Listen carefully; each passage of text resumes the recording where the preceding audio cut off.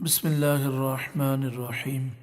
میں عرض کر رہا تھا امیر المجاہدین حضرت علامہ خادم حسین رضوی رحمۃ اللہ علیہ بہت کثرت سے مطالعہ بھی فرماتے اور اللہ تعالیٰ نے آپ کو قوی حافظہ بھی عطا فرمایا۔ اس ضمن میں ایک اور واقعہ مجھے یاد آیا۔ یہ اس زمانے کی بات ہے جب مذہبی طبقے میں کمپیوٹر اتنا رائج نہیں تھا اور کمپیوٹر کے ذریعے ریسرچ کرنا، خاص طور پر شاملہ وغیرہ کے ذریعے ریسرچ کرنا اور اس میں ہزاروں کتابوں کا ہونا اور پھر سرچ کر کے کسی عبارت کو ڈھونڈنا، یہ مذہبی طبقے میں اتنا رائج نہیں تھا۔ اگر کسی کے پاس ہوگا بھی تو یہ عام مذہبی لوگوں کو معلوم نہیں تھا، یا یوں کہیے کہ استعمال نہیں تھا۔ تو میں عاجز فقیر اور بغدادی صاحب بھی ہم امیر المجاہدین کی خدمت میں حاضر ہوئے، اور ہم نے جو عرض کیا اس کا مقصد یہ تھا کہ آپ اتنی کتابیں خریدتے ہیں اور یہ سلسلہ تو چلتا ہی رہے گا، کتابیں آتی رہیں گی۔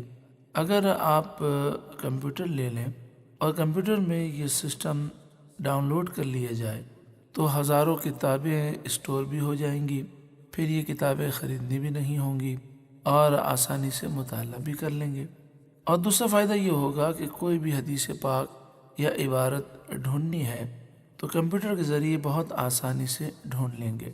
ہم تو یہ سمجھے تھے کہ ہم نے یہ جو سوچ اپنائی ہے اس سے امیر المجاہدین بہت خوش ہوں گے، چونکہ یہ آسانی کا باعث ہوگا، تو آپ یقیناً اس کی حوصلہ افزائی فرمائیں گے۔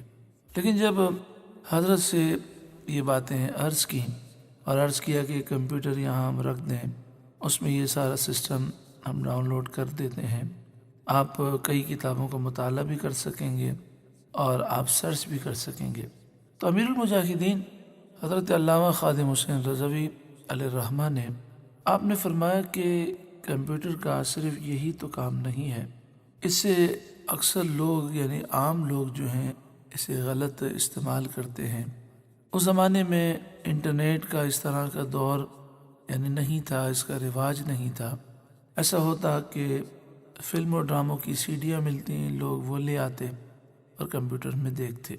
تو آپ نے فرمایا کہ ایسا نہ ہو کہ کہیں میں کوئی سی ڈی لے آؤں اور فلم ڈراموں میں سے کوئی چیز دیکھ لوں۔ ہم نے کہا حضرت یہ کیسے ہو سکتا ہے؟ آپ کے بارے میں کوئی بھی گمان نہیں کر سکتا کہ آپ اس طرح کا کوئی معاملہ کریں۔ تو آپ نے فرمایا کہ میں اپنے نفس پر اعتماد کیسے کر سکتا ہوں؟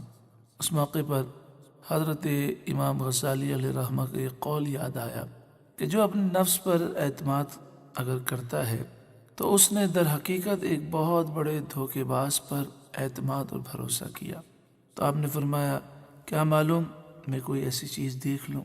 یہ آپ کا احتیاط کا انداز بھی تھا، اور حضرت امام غزالی علیہ الرحمہ نے یہی لکھا ہے کہ اللہ کے نیک بندے بہت زیادہ محتاط ہوتے ہیں اور نفس کو اپنا دشمن سمجھتے ہیں۔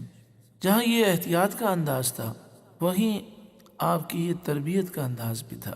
اس دور کے اندر تو یہ یوٹیوب، فیس بک، واٹس ایپ اور یہ ساری چیزیں نہیں تھیں، اس کا استعمال نہیں تھا، لیکن اب آپ کی جب باتیں اور نصیحتیں یاد آتی ہیں تو ایسا لگتا ہے کہ آپ اپنے شاگردوں کی تربیت فرما رہے تھے کہ کبھی بھی اپنے نفس پہ بھروسہ نہ کرنا، اگر ضرورتاً تم ان چیزوں کا استعمال کرتے ہو تو اس کا خیال کرنا کہ کہیں تمہیں نفس گناہوں میں مبتلا نہ کر دے۔